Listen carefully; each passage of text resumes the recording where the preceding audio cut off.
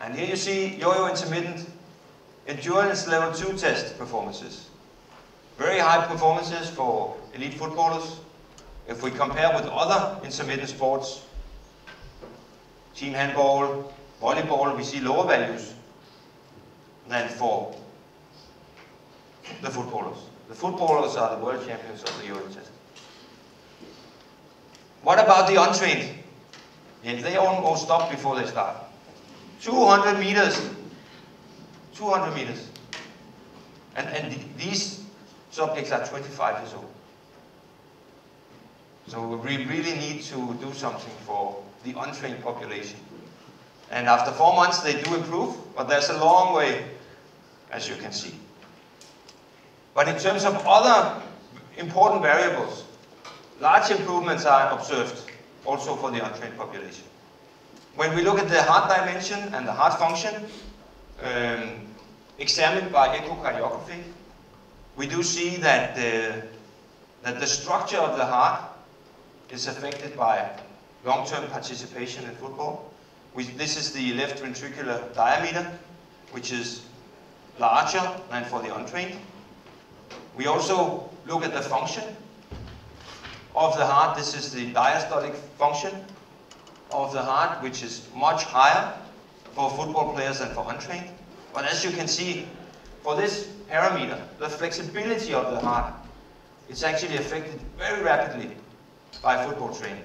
So only 4 months of regular participation in football improves the heart function a lot for untrained individuals. That's a very interesting find. And TAPS is another measurement for this diastolic function. Another important aspect for women, and actually also for men, is the bone mineral content, the bone mineral density, and the post-stroke balance, because it tells us something about the risk of falls and fractures. How does that look? If we compare elite players, they have more than 3 kilos of bones. And untrained individuals, much less, 2.4, 2.5, some studies 2.6 kilograms of bones.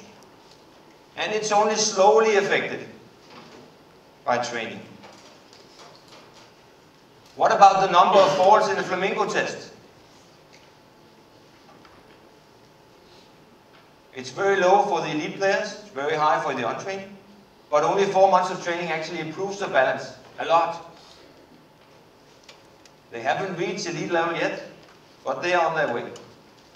And definitely, long-term training improves both balance and bone structure, which is very beneficial in terms of decreasing the risk of falls and fractures. And the last results about this is the bone mineral density values. Here we can see data from a study by Sundgaard Born and Torstvedt from 2007, showing a big difference between elite players and untrained controls. We actually observed exactly the same for Danish elite players. And in this case, it's much, much higher than for the untrained players. And one might think that this is due to genetics. That would be one reason. And that's why you always have to be careful when you look at cross-sectional studies. But one parameter tells us that it's probably also due to the training. Because if we look at the bone mineral density of the head, the values are exactly equal. But if we look at the bone mineral density of the legs, there are huge differences, telling us that it's probably the football training that causes most of this difference.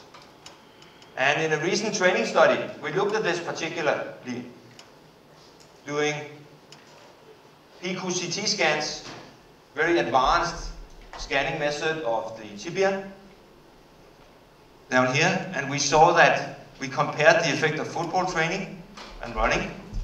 We observed a 2.5 and a 2.0 increase in bone mineral density of the tibia after only 4 months of football training. whereas no significant effects was observed in the running group, on the control group, telling us that even for adult, untrained women, improvements can be made, and that it actually occurs after only 4 months of training.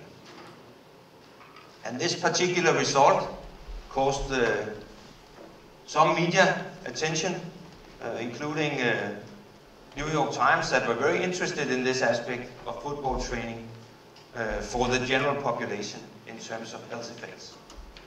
And I guess that this area is growing now because, as I said, football is very easy to organize as intense training, and it has loading of the heart at the same time as it has loading for the muscles and the bones, which make it a very effective broad-spectrum type of training. And to finish off, a lot of important studies are going on at the moment in terms of further investigations of female football. And I'm sure that all this will be presented in the next conference. And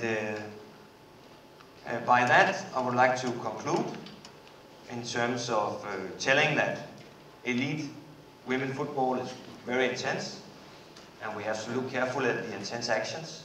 The heart rates are high. The anaerobic energy turnover is moderate, and the players would probably benefit from being able to produce more anaerobic energy. Definitely, the amount of high-intensity running, the whole physiological profile is affected by the level of competition, the playing position, and the training status. It's without doubt so that players fatigue during games. That can be observed by less high-intensity running, but definitely also by testing immediately after the game. This is the case for sprints, for intermittent exercise, also for maximal voluntary contraction, which has been shown recently. Without doubt, intense intermittent training is very effective, and that can improve the level of women's football. It's also interesting to see that elite women footballers have superior cardiovascular and musculoskeletal health. That is often forgotten in this discussion about elite female football. And definitely future research will provide further insight into the muscle physiology, into the technical, tactical aspects of female football, including training and matches. And definitely there will be a lot of focus on the health aspects in terms of elite players, but definitely also in terms of recreational football players all around the world. And I've heard that we have more than 40 million women football players now, and that the number is increasing dramatically these years, which is very good. And by that, I would like to thank all my colleagues, and thank you for listening.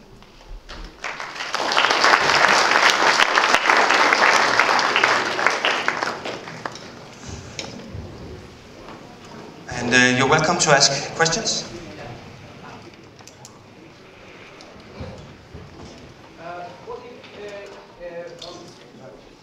There's a microphone for you. Thank you.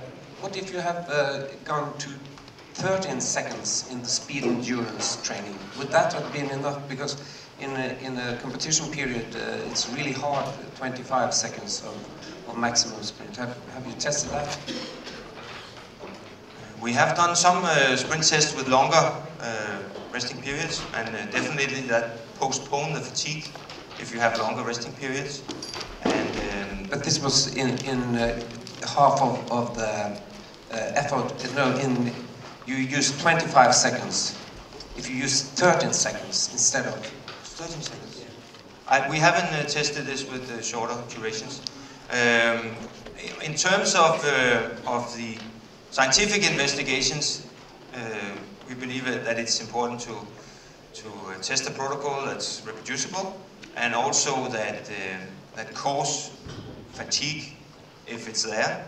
And we have good results in terms of the 30-meter sprint with 25 seconds of rest, which causes fatigue from the first to the third sprint for most players, which is elegant in terms of using this in relation to matches where we have limited time immediately after the match to test the players optimally.